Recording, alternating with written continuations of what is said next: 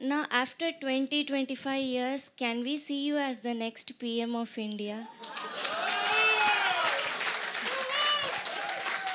Someone from Tamil Nadu after a long time. Sister, the way I live my life is very simple, sister. I live my life on a day-to-day basis. Frankly speaking, on a day-to-day basis. Because the kind of people you take on, the kind of forces you take on, the kind of things you do, because the ecosystem itself is like, there are thousands of people waiting in Tamil Nadu right now because I speak something bad, I speak something wrong, I quote something wrong in history, I mention a date wrong.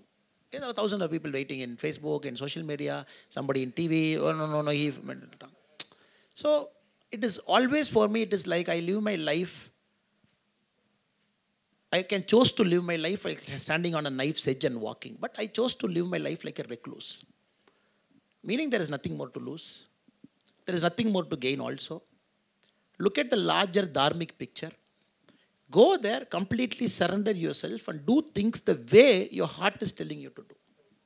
And wherever this takes you, I never wanted to be a politician. Never. I hated getting into politics because I've seen politics very close. 10 years as a cop. In my book I've written what kind of politicians have dealt, the underhand things they do. And for me, politics is strict no. Strict no. When I resigned also, my wife purposefully asked me, are you sure you will not get into politics? I said, no. I want to run a foundation. I want to get into grassroots. And then when things forced me to get into politics also, then she asked me, okay, you will use your intellectual stuff in politics. You will come on TV. You will speak. You will do that only. You will not go to ground, no? I said, no, I will not do that. Then again, things brought me here. It is like daily firefighting, hitting, going there, somebody abusing me, all those things. Whenever I go, my mother is a very simple woman, sister. My mother is sixth class pass, proper village. My mother has never come to Chennai. Though I am asking her to come to Chennai to see me, she has never come to Chennai. And all her life she has lived among the goats, the sheep and the cows. Maximum she has ventured is, right now she ventures more, but maybe till the age of 45, 50, she has ventured about 50 kilometers. Now my mother's universe is getting affected because I am in politics. She gets to see this YouTube, and then when I go there, she's like, why did this fellow speak bad about you? I'm like, which fellow? No, that fellow with big mustache in that thing, I've seen it. And why did this fellow write something about you? She's not into this Facebook and Twitter and all. She's into this WhatsApp, whatever, this 2 minute, 1 minute forward she gets. She gets very disturbed. I go there, I sit with her, I tell her, no, this is politics. I told you not to see it. Not to read good things about me, not to read bad things about me. You should not read it for the time being. Then I call my sister and tell her, why is she watching all this? Who's her friend who is forwarding? Now the problem is, in my village, all the grandmas have become my friends now. It is they do the biggest forward in social media.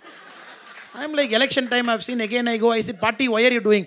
அது தம்பி ஒரு 2 நிமிஷம் வாட்ஸ்அப்பில் வந்துச்சுப்பா, இதுக்காகவே பேரங்கிட்ட சொல்லி வாட்ஸ்அப்பை download பண்ணி 10 பேருக்கு அனுப்புறதுன்னு. Now, their whole universe is affected. It's a simple, quiet life. Political attacks on me. My mother is worried, what is he going to say? So I can't live a life with big ambitions, sister. It has to be a total surrender to a larger cause. Total surrender to the Panchabhuta. That is the only way. Else I go mad. The kind of things I'm forced to see, I go mad. And I just train my mind, see that. Don't allow anything. Sometimes you happen to stand in a crowd of 50,000, 60,000, 70,000 people clap cheering. For me, it's a question of front 10 people. My mind only sees the front 10. Next day, I happen to be in a crowd of only 100 people. Again, I see the first 10. And when people abuse me also, when people praise me also, I chose to see what I want to see. So this life is a very curtailed life. Only a life based on dharma. If I skip dharma, then it's a problem for me. So ambitions, whatever has to happen. If dharma wants you to be at some place, for me, I said in the heart, give now, I'll leave everything, go back and be in my farm happily. So for me, I always had that moral dilemma. Am I doing something right? Should I go through all this process? But till I read Shivaji, I happened to read Shivaji very late. At the age of 35, I'm 38 now, 35, 36. I happened to read Shivaji very, very deeply. There I found Shivaji also had, such a great emperor had the same problem. He wanted to leave everything, through everything, surrender everything, wanted to give his land and kingdom to somebody, go there, live a very normal, peaceful life. That is where he goes and meets his guru. And the guru tells, no, you are not made for this. This is your larger karma. You got to go. You got to take on Mughals. You got to fight multiple battles. You take on Mughals coming from north. Then there are the Adil Shahs who are right next to you. There are the Shah dynasty. There you fight multiple battles. Because you imagine, ma'am, from a no land, he never had a land of his own. Though his father was gifted something else, that's a different story. From no land, this guy truly created an empire. And probably the first mega Hindu empire. But everything he did because his guru told him, total surrender. And his mom, again when he went and met his mom, he said, I'm not doing it. And mom, only thing she asked is, look at 10,000 people behind you. Look at people who are standing behind you. Everybody is standing because they believe in you. They want you to lead them. Suddenly at 21, 27, you get these fancy ideas. You come and say, I want to sacrifice everything and live this life of a mendicant. Then what are you going to tell them? It's a very beautiful story. But in the hurriedness of history reading, we don't read this. And once Shivaji dedicated himself that I'm going to totally surrender, then magic happened. Because the fear of failure is gone. He didn't have anything to prove to anybody. For him, it's a daily life living on dharma. Wherever life took him, it took him. So for me, that is all very big questions. I'm not cut out for it, not fit for it. Just do this process right. Get good people into politics. Inspire kids. Make people of virtuous quality to come to power. Whoever is sitting in power, make sure we build that thing. Virtuous quality. People who become an MLA in our party also should have that virtuous quality. Even they are becoming a councillor should have that virtuous quality. Somebody becoming CM from our party should have that virtuous. Same when we trace back to Narendra Modi's life, he also had the same problem. That is why I equated Martanda Varman to Shivaji. Narendra Modi ji. 1950 born, 19 he came out of his house, he went to RSS Shaka, told his father, again roamed around India, came back to his mother, stayed for one night, ate food, told his mother, I'm leaving. That's it, I'm done. I'm going to join RSS. Then again RSS, he was not sure whether he's doing the right thing. I'm dedicating myself to an organization, to a larger cause. Went to Ramakrishna Mission, not once, twice. Both the times he told the Ramakrishna Mission, I'm leaving everything, I'm coming and joining this mission as a monk. Accept.